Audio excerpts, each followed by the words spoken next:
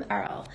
Today we're going to be talking about a great software. It's called Shopfloor that Aptean has created. That Justin is actually the creator of, and you will get to learn how you can apply this in your factory.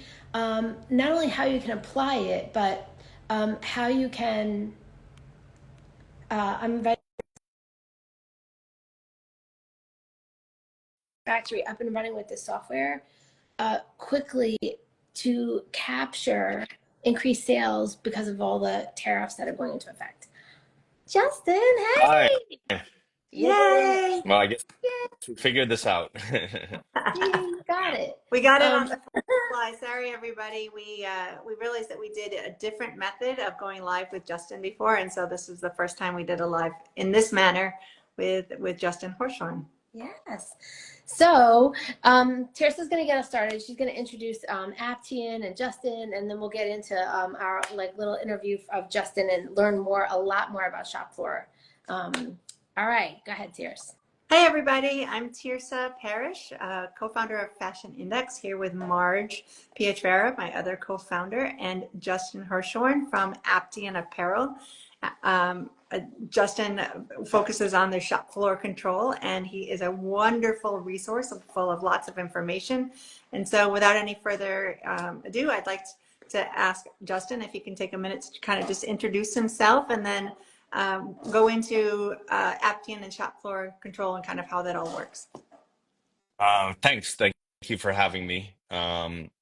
So, as you know, my name is Justin Hirschhorn. I've been in the industry for actually 26 years now, as of January. So, and we've been in the part of the industry that really handles everything from how work is moved around to data collection and different things like that.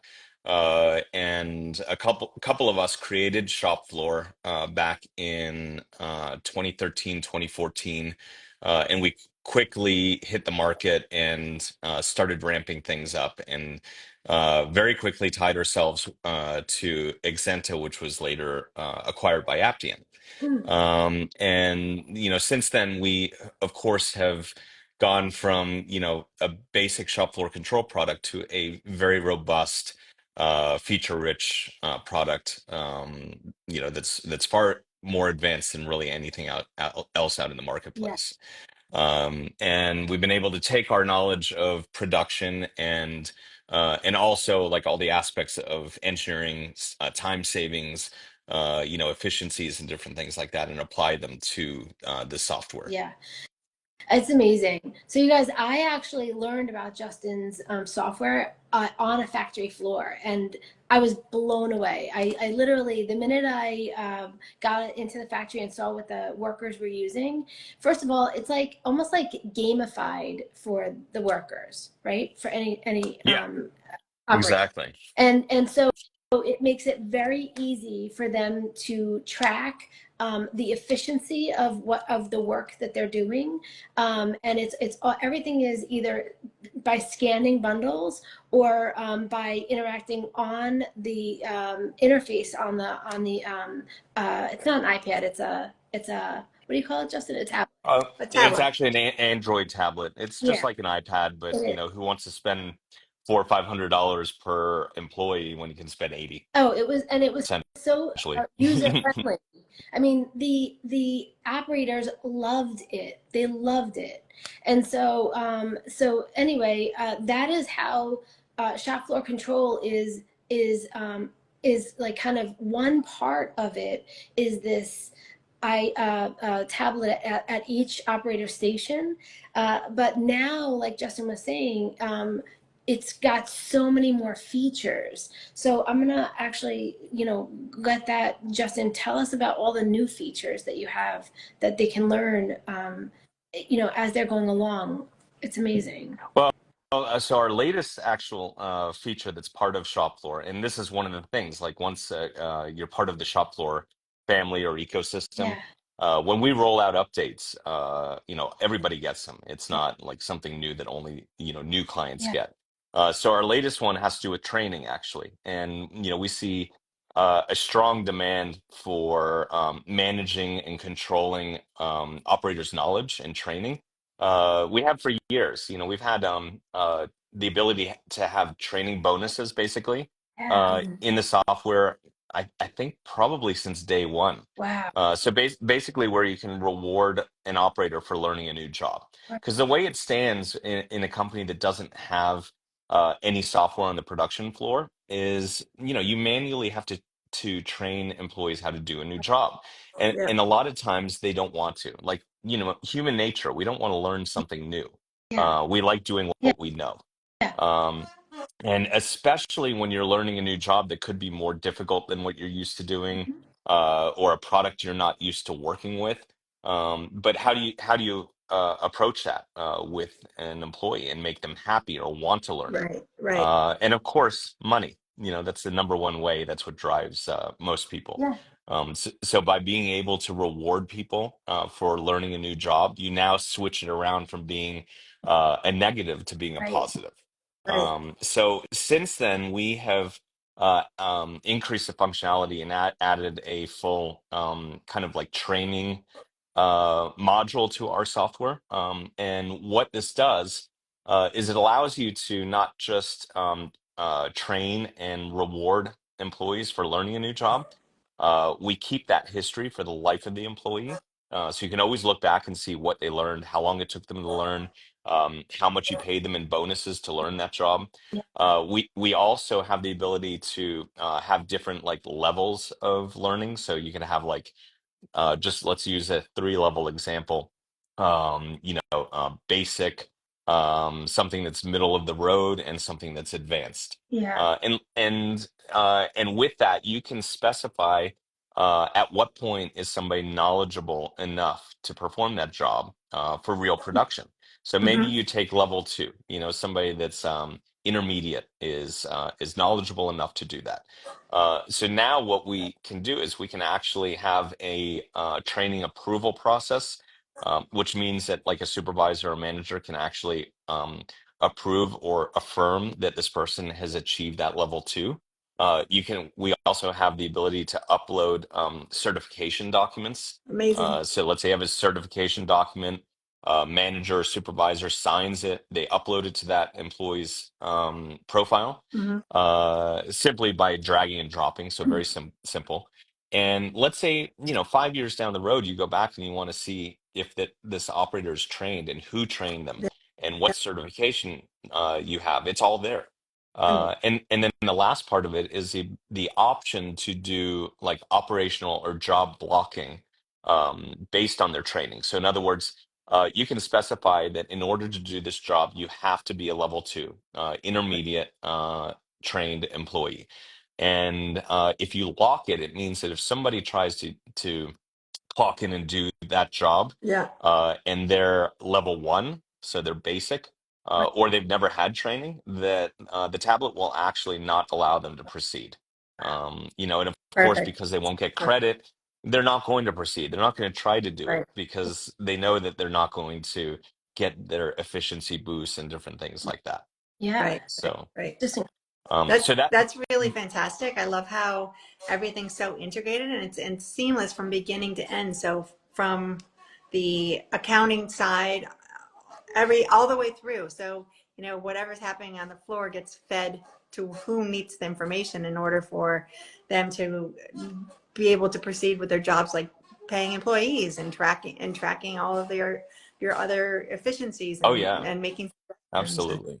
yeah. I mean, another thing, and when it comes to that, like when it comes to like automating and improving the process of paying your employees, especially in the United States, one big thing that companies want to do, but they usually shy away from, is adopting an incentive program. Yeah. And then you look at like initiatives, like for example, in California, you guys know that there's all these initiatives to Yeah. ban piecework, Yeah. right? And of course, there's confusion between what's the difference between piecework and incentive pay. Well, incentive pay puts all those rules in place that actually means that, if there's a minimum wage of $18 an hour, you can protect that. Yeah. So if somebody ever drops, their incentive drops below 18, they automatically get at least that minimum. Mm. And you can specify, a minimum dollar amount on an employee by employee basis. Yeah. So it doesn't have to adhere to like one like global rule, for example. But so back to this, the biggest holdback that companies have is how difficult it is to put an incentive program Mhm. in place. And one of the things that we pride ourselves on is the fact that we make it extremely easy. You literally just feed your rates in, and as you're running production, we pay incentive based on the rates and based on like when you set up your employee, you list like what their hourly pay Yeah. is and what bonuses they get and different things like that. And then we apply all of that automatically. So typical companies, like if you get a company that's got 500 employees, they may have four people in HR. That company can actually perform all of those HR tasks usually with one person and one person working, half their time, 20 hours a week. So that's what kind of impact that can make. Yeah. Yeah. And especially with like all these companies coming back to the US or the potential for them to, they're looking for anywhere that they can save, especially on labor costs. Yeah. And there's two things that I definitely want to talk about here, which is, people like, oh, Justin, this sounds great, but isn't this going to cost me more money? But in the reality, it's going to save you money. It's going to save you quite a bit of money. And they do studies before they work with their clients on how much they can potentially save you going into it. And they're always on the conservative side of they give you a low number so that they can over deliver because they don't want to under deliver and have you Yep, disappointed. And the other thing is exactly. I definitely want to touch on, somebody asked a really great question. Is there ever going to be more of a connection between the human doing the work and the customer? And I think Aptean is part of that solution because it creates a transparency where people can really put the information in. And for anybody who's not aware, in Europe, they're starting something called a digital passport, a DPP, which does exactly that. And Aptean Shopfloor Control is one of those key components to give that transparency so the customer can actually see the journey of the product. Oh yeah, we actually we can do that today, and we have several customers that do this on different levels. So for example, we've got a customer where you could upload an image of your dog and have it printed out on a T-shirt, and you do it all online. It all filters through a website, and in the back end, it then filters down into ERP, and from ERP it goes down, it pulls, makes sure it has all the raw materials in stock, sends it down to production once it confirms that. All the steps in production, of course, are tracked in real time and reported back to ERP. The customer can log in and see, if their item is in production. We can go Mhm. as far as to saying where in production, like it has started production, or it's gone through screen printing processes, or it's in packaging. We even outlined a possible project where the customer could then use the tablets that are on the production floor to take a final picture of the final product and send it to the customer. Kind of like your Mhm. product is done, it's in packaging and will ship in the next 24 hours or something like that. Yeah. Here's a picture of what you ordered. And, imagine, first of all, as a customer being able to see that. Yeah. It's so But imagine that customer, personalized. yeah, imagine that customer gets that and they see that there's a mistake, Yeah. the wrong image, or their name is spelled wrong, or whatever the personalization is. Um, Before the company takes the expense of shipping and packaging, before it leaves the building, that person can report, hey, there's something wrong with my order. Mhm. It's been misprinted.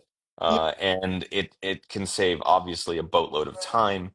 And then of course it saves, the resources and the money, and it allows the company providing the Yeah. service to recapture what they would have, normally spent a lot of money on to Yeah. Well, remedy. and I think not only the finances there that you're talking about, but the customer themselves. They're like, oh, it could have been a big problem, but they were really great in fixing it. And so not only do you keep the expenses of sending product back and forth and having to do with like the remake and the time and all those logistics, but you also potentially keep the customer. So Yeah, they're like, oh, exactly. they got it right. I mean, everybody makes mistakes. It's all on how you handle it.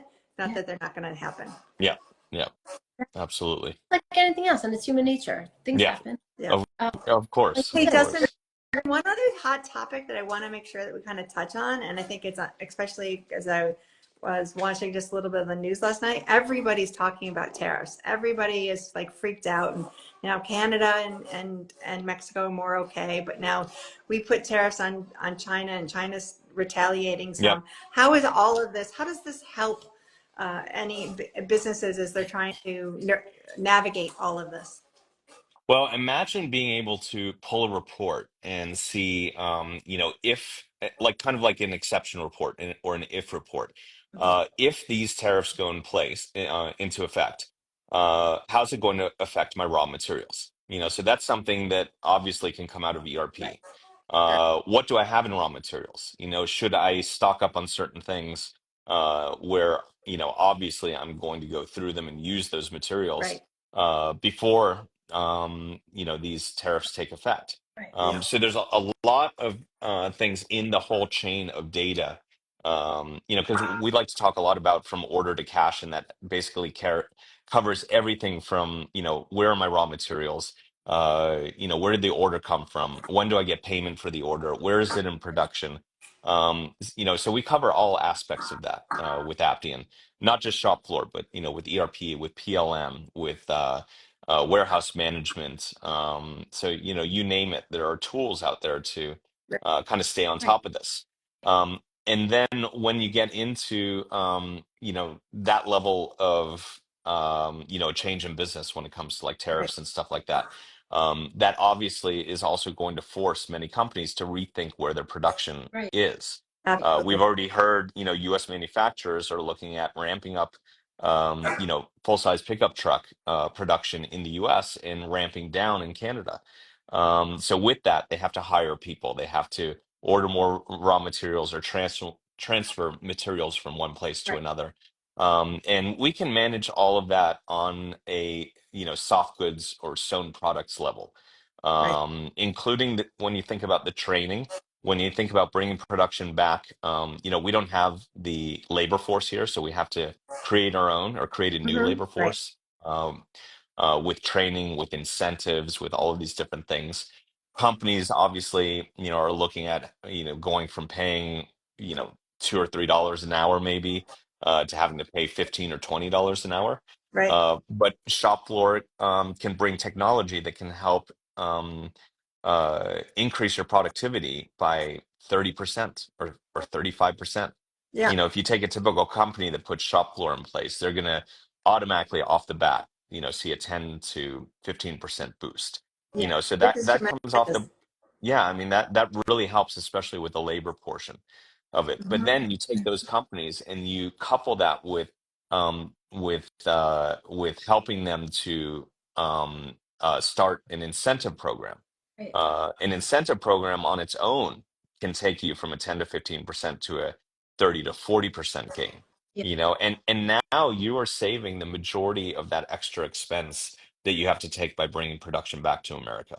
Yeah, and I think right now it's a really golden opportunity to prove to if for the manufacturers that are in the United States that they can do things and be competitive with other marketplaces Yeah, Mhm. in making product. And if they put in tools like shop floor control, like a really good ERP system, which is what for anybody who doesn't know what ERP stands for, it's the overarching system that manages the company and manages everything from beginning to end, looking at everything from the material resources all the way through your sales.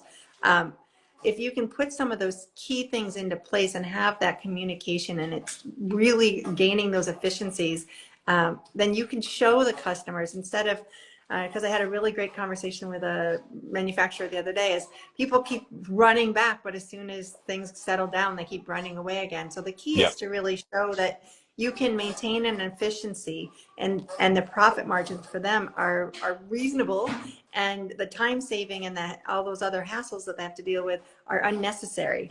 And so instead of getting customers for the short term when people panic, you can keep customers for the long term, and you yeah, can yeah. keep your workers going and keep everything strong. Oh yeah. Yeah. And when you get a company who actually invests in their in software in Right. production, those are companies that are less likely to close up shop and leave, Yeah. Yeah. because they made the investment, but also because they have realized the savings and what the Yeah. possibilities are.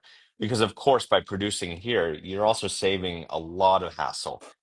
Quality generally is a biggie. You get a lot of quality issues when you don't have control over your own production, when you're outsourcing it to a company, in Latin America or in Asia or Eastern Europe or places like that. Right.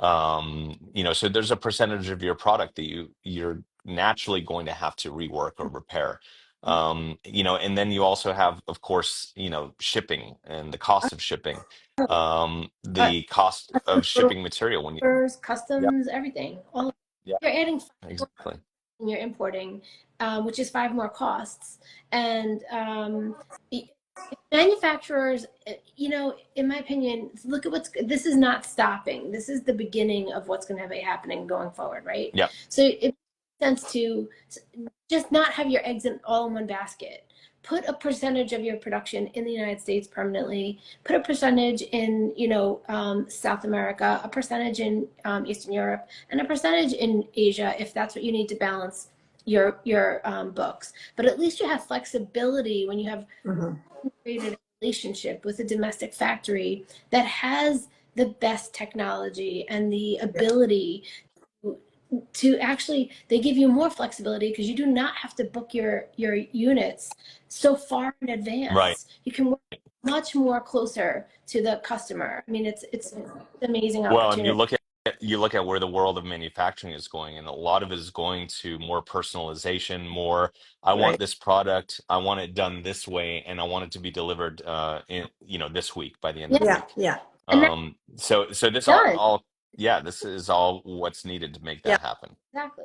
At Once Manufacturing has been on the cusp of really becoming popular for years, and now it's really here. And there's a lot of manufacturers who are able to do that, and to be really efficient, you want to be regionally appropriate. So if your Yeah, customers are here in the United States, you want to be in this location to really maximize that opportunity, and really be able to speak to that customer. And the closer that you are to the customer, the more accurate you're going to be in the units that you're making. If it's not an at-once manufacturing, if it's a small lot production, the units that you're making in the colors and the materials, everything is much more close at hand to when the customer is going to want to purchase and wear it. So it really yep, gives you a lot of more exact preciseness. So there's not as much guessing that goes into it. And guessing is where we end up with having extra inventory of materials, having extra inventory of product, or having to do markdowns, or all those other things that you really want to try to avoid, because all of those end up costing you money, a yeah, lot of exactly. money that then has to be either written off in the back end or calculated into the cost of production for that season, and all of it is just potential loss for you. And so the closer you are to the customer getting it, the less you're going to have those losses to figure in. Yeah. Yeah. Well, also, I just to touch on one other point of what you said, I think that like at once manufacturing is something that's really taken off in Hmm. recent years. Definitely. People want to be more unique. They want to wear something that they're not going to see everybody else wearing. Right. They want things that reflect their own personalities. But with all of that being said, the technology to do it didn't really exist, 10 or 15 years ago. Right. So it's all new, and Yeah. of course, on the technology side, all these companies are trying to figure it out. And just with like updates in software and technology and Mhm. ease of connectivity, it's gotten easier and easier to be able to perform tasks like that kind of production. Yeah. Yes, yes. Yeah. Some really great new technology and integration that's really helping it, and a lot of it ties back to that AI that's being tied into Yep. a lot of these systems. A lot of it is just makes everything so much easier. And we were talking to Justin the other day and kind of talking about things, and we were talking about AI and how easy it is now for the reporting from their end. So you can actually ask Alexa to run a combined report that used to be running off of the ERP and shop floor control, and it can drop it into one report for you in a matter of this, rather than what used to take half a day of somebody pulling data and somebody else, and then them having to come into a meeting and like sit together. That time and the cost of those people's manpower, it happens like this. It happens in a flash. Yeah. Well, and 2025, this is a big year for Aptean with AI, actually. Yeah, They have launched their Aptean AI. It's called Aptean AI, and it goes across all products.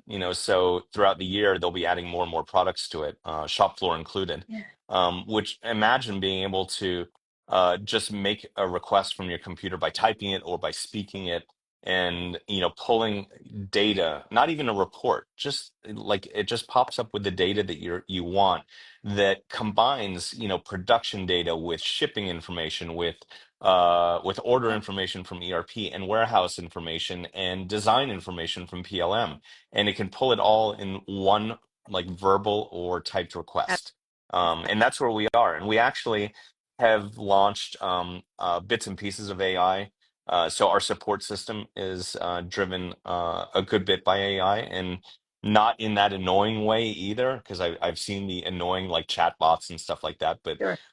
this is more of it comprises the whole support process. We have launched the ability to do screen recording through our AI support. So imagine you're having a problem and you're trying to describe it to the support agent, or you're trying to type it. Well, now it has the ability to record and send the clip of what you are having a problem with. That's So everything that we're doing, comes to, solving problems quicker, shorter downtime, different things like that. And that goes across, all platforms at Aptean. And throughout the year, we'll be adding more and more components to it, parts of Shopfloor, incentive pay, until, of course, everything is on there. yeah. That's great. That's awesome. Incredible. I mean, what an added benefit to the customers of the technology, and then getting the updates when they're available. Everyone gets them. So as things are being rolled out, you have all of these new pieces that you can Yeah. utilize and take advantage of. That's amazing. Well, and We there's, have one other question, Justin. yep, And I just want to make sure we touch on it before we get too far. Somebody asked about manufacturing shifts in regions and lower wages. yep, So I just want to touch on that for that person. Lower wages was why some product moved from the United States into other marketplaces, because they're taking advantage of the lower wages. What right, we're talking about now is that wages are not the only component that really should drive your regionality, and that through efficiencies, you can actually match those costs by having efficiencies in areas that have higher wages. And right. so there's an opportunity to re-regionalize your product because of tools like the tools that Aptean offers.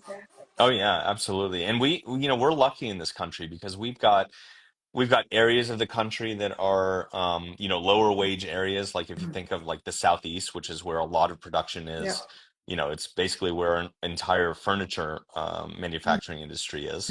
And then you look at other areas, like for example, Puerto Rico is a great example. Yeah.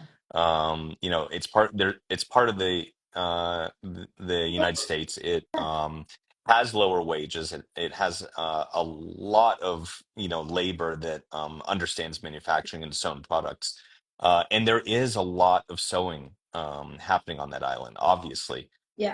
a lot of government contractors are there, and other products are being made there.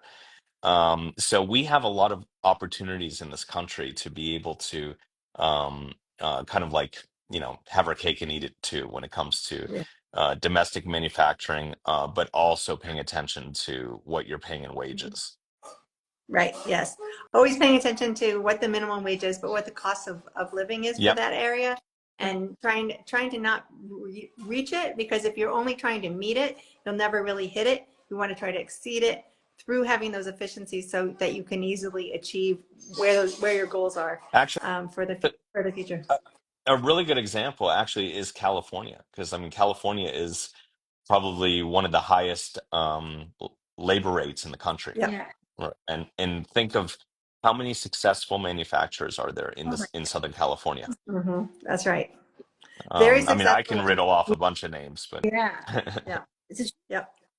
A- and they all have to, just so that everyone who's on this line knows, they have to adhere to those minimum wage uh, rates, Yeah. and they have to adhere to the overtime rates and everything. It's very, very strictly controlled. And so obviously, you know, companies like American Apparel and other companies like that, people are buying that every day all over the United States and all over the world. So obviously, you can manufacture efficiently in the Yep. pay rate state in the United States. If you can do it there, you can do it anywhere. Anywhere. That's Anywhere. right. Thank you so much, Justin. No I really problem. appreciate your time today. It's been so nice talking to you. I feel like we could talk forever. Yes. I just want to give a quick plug. Justin and I are going to go do a speaking engagement at LA Textiles at the end of February. So if you're down in LA on the 26th, we'll be at LA Textiles together doing a speaking engagement on sustainability, and really would love for people to come and listen in and join us. Yes. Yeah. Go Thank you. in person. All right. Yay. So good to speak with you, Justin. Thank you so much for taking the time to talk with us. And No, I enjoy it every And if time. people want to find Aptean, go to fashionindex.com. They're listed on our website. We're going to do a collab here, and so you can go back and listen to this live and also connect with them through their social media. It was so nice to be able to talk about this. Thank you, everybody who stayed and listened. It was a great discussion. I hope you enjoyed. Thank you. Thank thank you. you. Bye.